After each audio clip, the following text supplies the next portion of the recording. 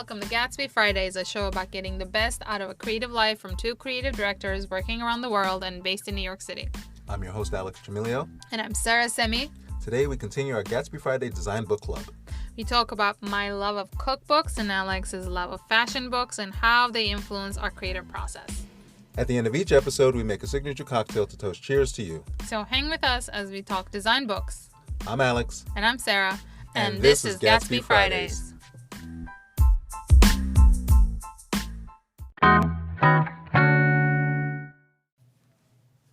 Sarah, before we get into our conversation, let's do a check-in. How are you and what are you wearing?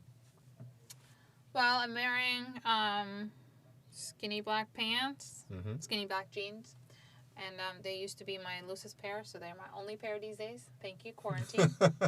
And just a basic light gray turtleneck because I don't wear enough gray sweaters. We're starting to wear the same silhouettes a lot now. I'm so happy that it was barely not freezing today, so that I still get to wear my sneakers and not heavier boots. How am I doing? I'm doing okay. I'm hanging in there. Let's put it that way. Okay. We're post Thanksgiving, which was the weirdest Thanksgiving. It didn't feel like Thanksgiving. True. And I know we're all going through it in different ways. I just slept the whole time, which is probably because I just didn't have anything else to do. There's a little bit of lack of motivation that I've been feeling due to this, it's the beginning of winter and what's waiting for us does not, excite me. Winter's coming. Winter is coming and it's not going to be fun. So, then we get in here into the office and then we start talking and then... We have a couple of drinks and then we're good to go. Cocktail and then that gets to go.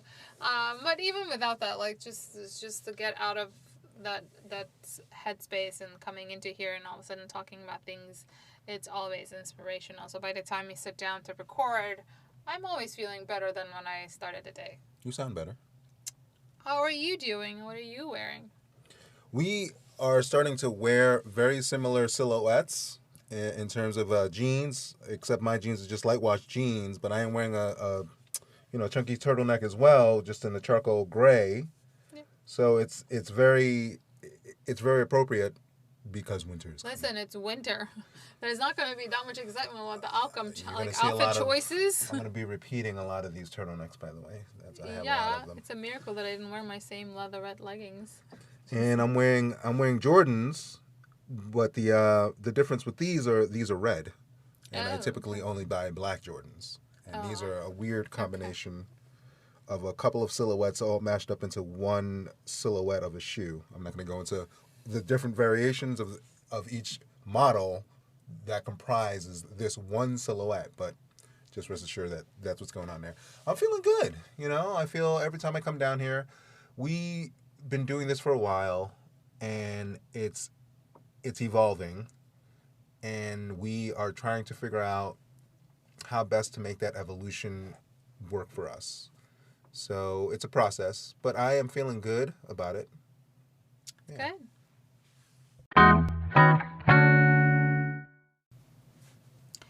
So, getting into our design book subject of the episode, my angle this episode is about my love of cookbooks. I think we've in the past episodes we mentioned my obsession with cooking and kitchen gadgets and my cookbooks. So this is well known, and the angle I want to focus on here is how my interaction with cookbooks impacts my interaction with design books. The way that it works for me is I live in a book almost. It's not a one-time thing. You don't just buy a cookbook and make 2 recipes and put it on a shelf. You go through it, you come back to it, and it's like a whole it's a long-term process. Is it the same with your fashion book? I was excited that you were going to be talking about cookbooks because a correlation between what cookbooks are to you and design books and how that creative process works for you, and I'm interested in hearing about that. Fashion books can be an instruction manual of sorts But I don't, because there's just like in cookbooks, there's very very nice photography. Everything's lit properly, and everything is made to show the food in its best light possible, just like in these fashion books. But what I like about these fashion books, since I just have a lot of them, is that there is a history that I like to look back towards to see what silhouettes were popular during a certain time, just like the history in cookbooks, what recipes were popular at a certain time and what ingredients were necessary for those particular recipes. Yeah, like no one's using sun-dried tomatoes. It's not the early 90s anymore. Oh man, sun-dried tomatoes were everywhere. Oh, I don't miss that flavor. Me neither. It's never been my thing. But yeah, so there's a historical aspect of, like you buy a book, but there's also, I mean, everybody cooks differently. Like people, like I have a lot of people that I interact with that are really thrive in the kitchen. Very few of them are very book oriented, and this angle came to me because I was having a conversation with my cookbook channel of Tux group that I made this one salad, and I usually just like when you become a certain kind of like seasoned cook that you're like, oh yeah, I don't have that cheese, I'll just use this one instead. I do not need a recipe for a kale salad. You just put a little bit of greens, acid, salt, cheese, you're done, right? Like it's so simple. But I followed the recipe to the T for this one. I bought the cheese it called for. I did the breadcrumbs. I bought the kind of kale it called for, and all of a sudden, it really was the best kale salad I made in the last year. And it's the simplicity of like following certain directions, even when I know what I'm making. I don't need help with making kale salad, right? It's just that it's the same thing I'm working with. I need someone's like finesse touch in it. And I feel like design is the same way. I don't need a cookbook to learn how to make a kale salad, but I need that cookbook to bring me back to my roots or something that I already know, but to be reminded of. These are the types of resources that it's a wealth of knowledge that you're building. Like you buy these books, put it on your shelf. Like I already know the lifetime of salt baths. I read it the first time I bought the book. But every time I read it, I'm a different person. I'm at a different stage in my life. So I take something else from that.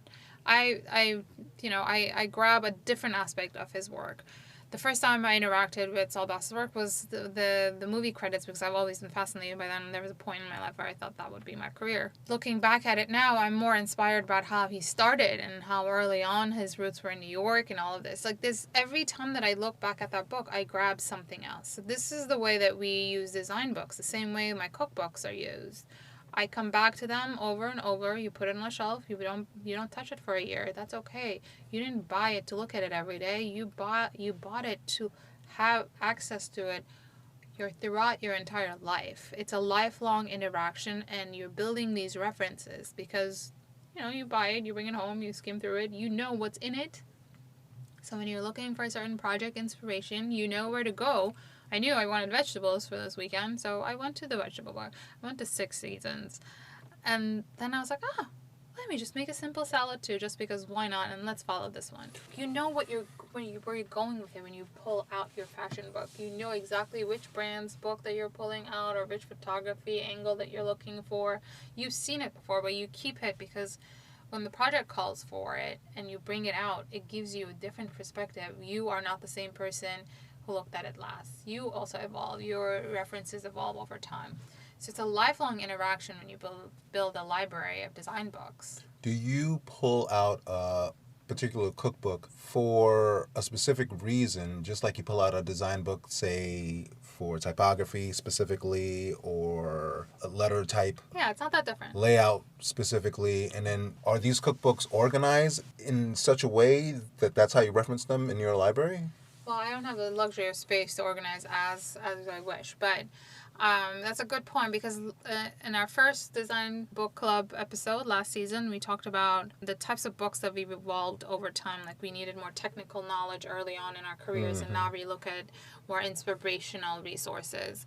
So my cooking evolved the same way. Like my first book was Rachel Ray, 30-minute meals, because I was like, oh my god, 30-minute meals, and it's so inspired all of a sudden. For someone I had only cooked from my mom's recipes up until then, and those were for her old school handwritten little journal. and the Martha Stewart magazines that I would find in the office. So my first, like, the fact that I bought a cookbook was like, I was like, oh my God, I'm so invested now. But, you know, I grew up, like, I learned a lot more over time. So then that 30-minute dinner rest mentality, like, I started understanding where all of those little quick tips come from. I went deeper into it. The same way that, you know, you look at the typography book and you're like, okay, so it's teaching me black letter versus serif and sans serif. But then, you know, your next level is understanding where all those fit. Where would a black letter title be appropriate? What kind of emotion does it evoke? It kind of is not that different with the cooking. Like, so I have certain cookbooks that are more technique based, and then I have ones that are more specifically cultural traditions that you follow certain appearances or flavors. And, you know, over time then you kind of find your people in that world. The people's work that you appreciate more, so you don't question their recipes as much, or their flavor profile sits with you. The same way that you kind of always have this inkling to go towards a similar design aesthetic, because we over time evolve our own tendencies of what we like. Are these cookbooks, in your memory, are there books better designed than others for the task of cooking and design aesthetic, design Absolutely. layout? Well, the design aesthetic, I can't help it because it's what I do. So if the design is not good, I have trouble coming What back would to that be book. what would be considered not a great design aesthetic for a cookbook? Well, if it's hard, if the layout just like chops up the recipe steps into multiple pages, I want to know the story behind it, because I want to know why each one of them has a different place. It's not one for the other. That's why I have that many of them. But what I like about each one of them is the individual story behind the author and how they tell it, which is kind of goes back to design, saying, you know, like, I like Saul Bass's life story and then how that evolved him into like making these credits versus this, like how he created these career paths for himself. And that's the level of inspiration sometimes I go for when I'm not looking for the visual inspiration, right? So with the cooking, it's different. It's not that different in the sense that I have these references for different reasons, but in terms of a layout and the look of the book, oh my God, like there's some terrible ones, like just some stock imagery and it's hard to follow. The ingredients need to be clearly laid out. The steps need to be very simplified. Yes. I hate it when they like constantly just like go back to that page for this part of the recipe and go back to this page. I'm like, I'll just reprint the same 3 lines of the paragraph. Don't make me jump through the book back and forth 7 times. Okay. There's, you know, like it's that as user interface. Yes. Of a book. So from a design perspective, like because I'm a designer, I have a lot of like opinions about how things should be laid out. Does scale matter in terms of the proportions of these books? Because they come in all different sizes. They do come in all different sizes. Not really. I mean, they need to be substantial because they need to. I don't have this like space for a countertop where like it holds the book and stuff, like the stands and stuff like that. But I do. I don't know. Because I'm the kind of designer that likes a lot of negative space, where you don't need to fill every inch of your layout. So I mean, obviously from that perspective, like I respond to ones that have more white space, even though they didn't fill every page. So the book itself is bigger, but the type isn't full. But I mean, from a design perspective, I also get very annoyed, I realize, when I don't see a picture of the recipe.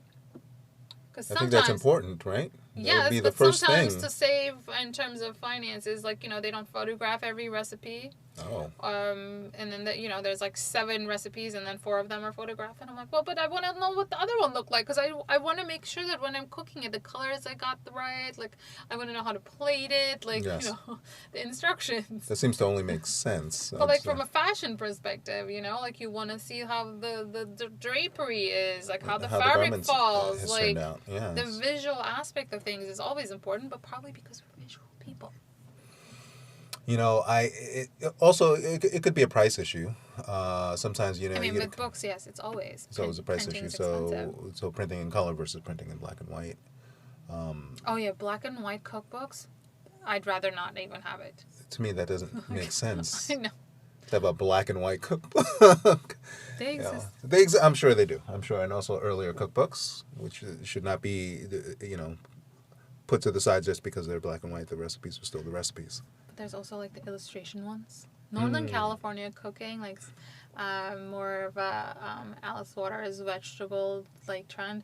Everybody coming from that school of cooking, they always have these like little like very like beautiful quirky illustrations, and it's kind of like I've noticed this in that trend from coming from that area of the restaurants from that like part of Northern California, and I'm like, come on. Would you ever purchase a cookbook simply for its design aesthetic? I don't know. I actually started, we talked about my passion project 2 episodes ago, but why I started the cooking Instagram account, it has also made me plate nicely. Versus sometimes I just want to pile on a bunch of vegetables on a bowl and just like scoop it up. But then even now, even if I'm not going to photograph it, I actually plate it prettier before I dig into it. It makes you conscious of what you're eating. So from that perspective, yes, even though I may not want to make the recipes out of the book, the way that the food is photographed and plated and the scenery, I think would be very, very important. I also like the cookbooks where it's like, there's this one that I haven't bought yet. It's in my wish list. It's a Baja, California cookbook where it shows the Baja coastline of like, below San Diego, like, Yes. Below Tijuana, where you just like the ocean line and like the coastline where the wineries are and all that stuff. Like, and the combination of like the seafood and the land and all of that. But then they really acknowledge that the environment is what makes that particular area of Mexican cooking is different. I think it's also important when you're talking about certain recipes, if it's appropriate for the theme of the book, to see the photography of the environment.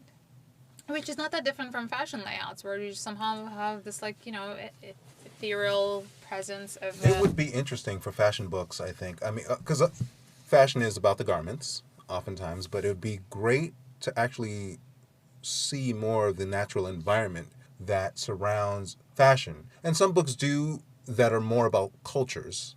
Well, there's a lot of streetwear photography, right? There's a lot of streetwear photography, but it's very close on photography, not pulling out to see the environment of which things. And that's what's the interesting thing about cookbooks. Yes, there are photographs of the dishes themselves, but when you see the Baja coastline, it brings you there. Yes. It brings you beyond the plate. So now when you look at a picture, I mean, it's almost basic design psychology, right? Yeah. Like you see that you get your establishing shot, and then you get your close-up, and you make a correlation between the two, and it makes this so much more rich, so much more satisfying to look at, and probably taste better because you know the history, because you've seen an establishing shot. I feel like fashion could actually benefit from that. Well, don't you think it already does in a way that, like, lifestyle imagery is what it definitely feeds into fashion photography. Definitely. And I'm going to go into a particular book that I'm going to talk about later on in the episode that establishes that to give you the full aspect of what a lifestyle is. All right, Alex, let's get into the books. So you have a couple that you want to mention. Okay, so I have 3 books that I want to talk about. 2 are fashion. 1 is a photography book, but I'll go into the fashion ones. And the first one that I'm going to talk about is a Ralph Lauren book. He has many books, and everyone knows, I think by now, who Ralph Lauren is. So I purchased this book, I think, in 2016-15, and it's one of the beginning books on the Ralph Lauren mythology and how he produces polo and how his kind of philosophy is not really about the actual clothing. It's about the lifestyle in which the clothing inhabits. And it's very cinematic. So talking about establishing shots, he always prefaces everything by huge establishing shots of the Great West or the Gilded Age or even beach culture in some instances, Old Hamptons. And those establishing shots make the clothing much more richer. And this is an anthology of his work, and it just reminds me that he is not someone who necessarily designs clothes. He designs the image behind clothes. And what's great about him and viewing this particular book is that he gives you history that has not existed before in fashion, which is a hard thing to do because he'll make something new that seems like it existed for years. And that's incredible. You know, like making a denim pea coat. No, when pea coats were made, you know, back in the turn of the century, they were not made out of denim, but he'll make one out of denim that looks like it was from that era. That's amazing. That's incredible. You know, so that's the first book that I wanted to talk about. The second book, I'll make a sandwich. I'll make a fashion sandwich. The second one is a photography book that I enjoyed because of all the little intricacies and pieces that came with the book. So here's the thing. It's a design book club. My budget for design books has not changed. The design books changed. I buy design books that are more about the intricacies and the things that they come with. So this particular book, the Serge Gainsbourg Family Album. And what's amazing about this book is I don't purchase very many books these days because the books that I read are on e-readers. So it's far and few that I buy design books. And this was a special book because it came with so many pieces. And not only does it highlight their family and just the life that they've led growing up with their children, which is sweet in and of itself, the book itself gives you negatives, it gives you stickers, it gives you even an embroidery patch. So I feel like I'm purchasing a lot more than just a book. Pieces of their life. Pieces of their lives. It's kind of creepy, but also at the same So time. I know it's funny to be buying another person's family album, but it's designed very well. But it's more than just it's not a photo book, it's a whole experience. It's the experience of opening the book. And that's the thing that the e-reader, up until this point, is not going to be able to give you. You know? Oh, no. I mean, the e-reader books are like novels and biographies and stuff like that you buy, like, just because you want to read them. And honestly, when I buy those, like, I come back and buy them in print if I feel like I'm going to come back to them again. We come from a background of actually making physical books. Yes. And in my current position now, up until this point during the pandemic, I made physical books still. Well, also, I mean, I think that this particular one is last season's Design Book Club. You had the Stanley Kubrick book, which also comes with negatives. So this is something that you like. It's a theme. Extra that you pay attention to. So like, you like your books that have all this like full-on experience. Very full-on tactile experience. Yes. That have more than just the visual and what you read and what you gain intellectually. They have seriously books that have negatives in them. I've purchased books that have embroidery in them. I mean, yeah. There are other books that have unmentionables in them that I'd rather not mention. But they make the design book a rich viewing experience, and I really enjoy that. All right. Yeah. What's the top bread on the sandwich? So the top bread is an amazing book, and this is going to lead into what I want this year as a holiday present, is the ideas from Massimo Ossi, who is the creator of Stone Island, CP Company, and he's an Italian designer. You mentioned him before in previous podcasts. I feel like I did because he's if there's any designer that has like top 10 designer that has an influence over my life, it's definitely him and his aesthetic. He started out as a graphic designer, went into making clothing with a lot of fabric innovation. Just like with these cookbooks, you go back to them to gain detail, and that's a big thing that I'm about. Oh, he designed a pocket a certain way that draped this way or that moved this way that served this specific function. Maybe I can reapply this function onto a garment that I'm creating, or maybe I can apply this aesthetic into a design motif that I'm creating. Totally. Just like with cooking, you know, I wonder. I don't think is there too much of, I don't know what to call it, recipe splicing. What do you mean splicing? Meaning taking one element from one recipe and from another and building a new. I decide to make a brand new dish that I've never made before. I will go online, research the recipe, and find 7 different versions of it from different resources, different famous chefs, different food bloggers, whatever, and then I will combine it to my liking. That's a different kind of cooking that I do. The cookbooks are different because you live in them. I buy it and then that sits on my counter for at least 3 months because I keep coming back to it, picking up another recipe for this week, picking up another recipe for next week. I still modify everything that I make. That's something that I'm not. That there's a lot of people that find that irritating, especially professional chefs. And I'm like, how dare you come in and modify my recipe? But that I know what I like, right? Like I know my own flavor profiles that I respond to. But I also buy these books because I'm trying to learn certain techniques. Recently, obviously, we mentioned my interest in Mexican food and cooking with different types of traditional recipes. I'm in no place to be modifying anything there. I need to do the recipes as a resource to learn so that when I make something elsewhere, I don't know, down the line in 2 years, I already know what I'm doing so I can modify that way. I'm building my knowledge at like it's a different process than just it's kind of like how we did with like earlier in our careers we bought more technical books when we were learning the difference between the typographies, and now we buy the things that says okay, you can do that, but then you can also use it this way in that world, like, and we look for inspiration.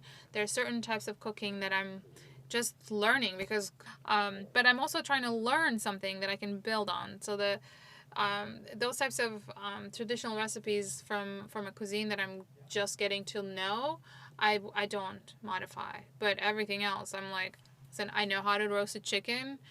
I can read 20 recipes and I will still pick and choose what I like about each one. And doesn't mean the one I didn't pick is wrong. It's just not my personal preference. And that's when I feel like I'm finally in a place in my kitchen where I'm comfortable. The same way that I'm comfortable in design, where I know when I look at something and I know that's an inch off and I know that needs to tilt a little to the right to balance the negative space the right way. I don't need to get inspiration for that technicality, but I need to get inspiration into what should occupy that negative space. What do we put in the composition that balances this organically, or visually you look at it and you feel satisfied because everything is where it needs to be and not necessarily filling up the entire page. Right? Like that level of expertise comes over time. I love that cooking, your cookbook, and the way you think about that aesthetic totally falls in line with fashion on the cultural references, but also what it meant at the time that either a design was created versus what a recipe meant for the time in which it was created. Like, I often think of revolutionary designs, Dior, Yves Saint Laurent, and how they really pushed fashion forward for the time that they were set in. And I wonder if cooking must do the same thing. There must have been a time where there was an interesting recipe or an interesting way of cooking. That's a good point. That I think considering that moved the art forward. See, I think that's where I lack the wealth of knowledge that I was talking about that I'm working on building. I'm not a traditionally trained chef or anything. I'm just this is like my personal interest. So I'm behind everybody that does this for a living that's a professional. So I'm learning. And even as I try to read as much as I do, I dismiss something and then I come back and be like, oh, that's why they did it that way. Oh, this didn't really, like I know how not to break a sauce when I'm making it, but I also know that there's certain like chemistry levels that go in there. There's a reason why certain things are done a certain way. And I don't question the chemistry of things as much, but I don't know in terms of certain trends that will break through because I'm just new to this in the sense that I just follow where my interest leads me flavor wise and what I want to eat, my feelings are at that day. So it's very emotionally involved and not necessarily like following a textbook. So maybe if I took a course or something, maybe it would have I would have had a better aspect of it. So that's where I think that's where I'm lacking in terms of the cooking side. But that's not. I don't think that that's it for you. I think you want to some extent know the history of stuff, but it's I'll emotive. Get there. I'll get there. It's all emotion. I feel like. I mean, cooking. It's a thing. It's one of these few things that you put into your body, and fashion you put on your body. Interesting. Yeah. I like that. Yeah. After all of this comparison between fashion, cooking, design, what are your takeaways? I love this conversation. You and and the aspect of cooking, because that's something I didn't come into this thinking that was in my frame of reference or in my frame of mind. I am not a cook. I would like to cook more. What you do and what I do and what I like about the books that I've chosen is the tactileness. And cooking is very tactile. Yeah. You know, I enjoy smelling the paper. I enjoy lifting different weights. I enjoy hardcovers. I enjoy soft covers. I enjoy proportion, scale. Yeah, your books, like I mentioned, have they're not just pages. No, there's a lot that I goes mean, I into like that aspect of it, but it's not my thing as much as it is yours. Like, you really find those gems that have all of these extras. Those are what make these design books special to me. Yeah. I can only speak for myself. And the thing with the correlation with cooking is that cooking is something that you have to do with your hands. And this is reading that I have to do with my hands as well, which I love. Yeah. Yeah, I think when we said design, I mean, this is something that we decided to do every season, to talk about our design books. This is something that just, I wasn't expecting to talk about this much cookbooks either. It just came out last minute, in the sense that out of a conversation that I was having about the kale salad that I mentioned, I realized that not everybody cooks through books the same way, because I have other friends who don't really own any cookbooks, but they're really always in their kitchen, and everybody does it differently. The same way with design. Like, everybody has their own processes. Some people just, like, collect digital assets, and some people just paint their own thing and scan it in and, like, go full on tactile. I think what I liked is, somehow this is very self-reflective, and part of the podcast is that way too, that I finally understand why I like the cookbooks the same way, because it's a reference, but it's also something that I'm building for life that I can keep coming back to. But again, I do better with design when I work with my hands, like if I'm doing the paper, and we talked about when we were doing our early on project inspirations, where I lay out the books and I need to be surrounded by them. Yes. So there's that. Like, I've had 6 books on my counter the last 2 weeks, just getting ready for my solo Thanksgiving. Thank you, Corona. But, like, it's because I keep coming back to it. I look at it, I mark things, and come back.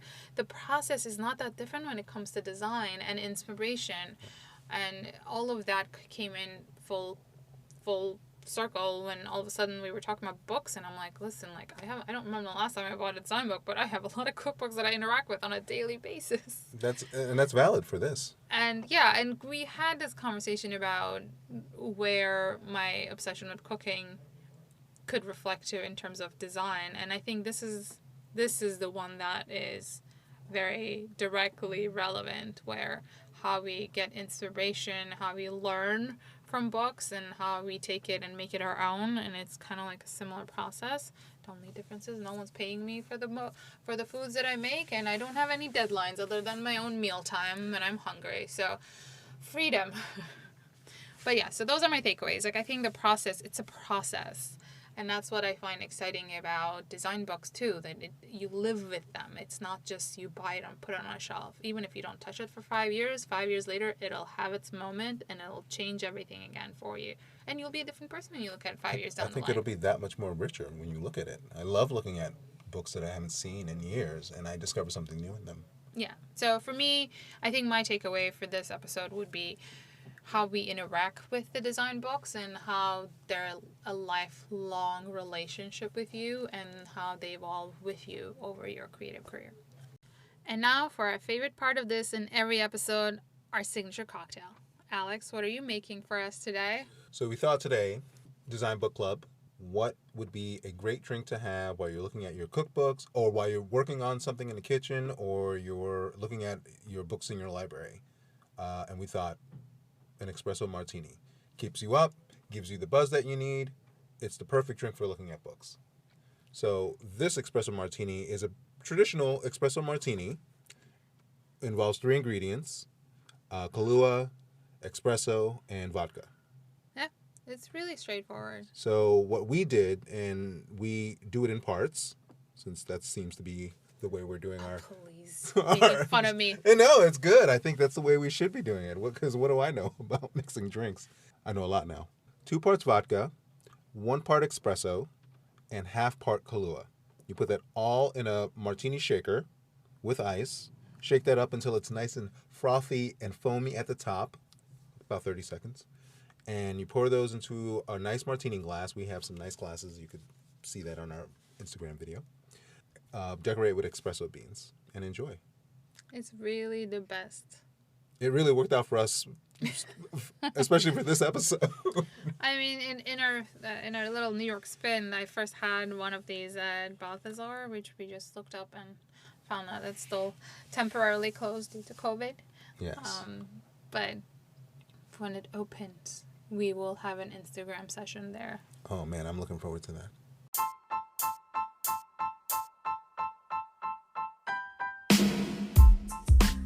Thank you for hanging with us. For a list of the resources mentioned in this episode, hop onto our site, GATSBYFridays.com. You can find the Espresso Martini recipe at our website, GATSBYFridays.com. For show notes, or if you want to leave a comment, suggest a show topic, get us out on our site. Don't forget to rate us. Give us 5 stars. Write a review on Apple Podcasts. It really helps to get us in front of more ears and build our audience. Or if you're a Spotify person, make sure to follow us at Gatsby Fridays. Follow us on Instagram for exclusive content like Alex making this week's drink on our Insta stories throughout the week. Stay with us on the next episode. We walk through Chelsea in 3 acts. This is Gatsby Fridays.